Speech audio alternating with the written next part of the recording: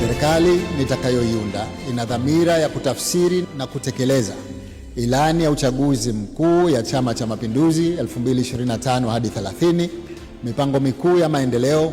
Mheshimiwa Spika, uchumi wa bluu unaojumuisha utalii, uvuvi, mafuta na gesi asilia, mazao ya baharini, kilimo cha mwani, bandari na biashara zinazohusiana na usafiri wa baharini ni sera kuu ya serikali ya awamu ya 8.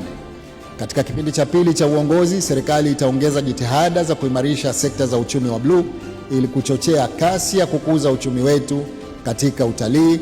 Bandari na usafiri wa bahari vina umuhimu mkubwa kwa nchi za visiwa kama ilivyo Zanzibar.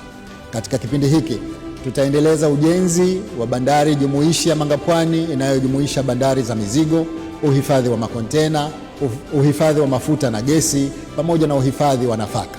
Aidha, tutajenga bandari za kisasa za abiria Mpigaduri na Kizimkazi kwa Unguja na Shumba na Wete kwa Pemba, pamoja na kuimarisha misitu na maliasili. Ni rasilimali muhimu kwa maendeleo ya Zanzibar na watu wake.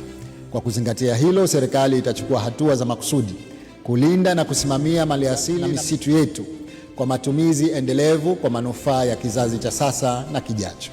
Mheshimiwa Spika, miundombinu ya usafiri na usafirishaji ikiwemo barabara na viwanja vya ndege ina umuhimu mkubwa katika kuchochea ukuaji wa uchumi, kuimarisha huduma na kuchochea uwekezaji.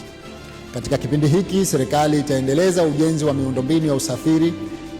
Ni matarajio yangu kuwa baraza hili tukufu la 11 litanipa ushirikiano mkubwa mimi na serikali yangu katika kufanikisha jukumu letu la kuwaletea maendeleo wananchi wa Zanzibar kwa mafanikio zaidi.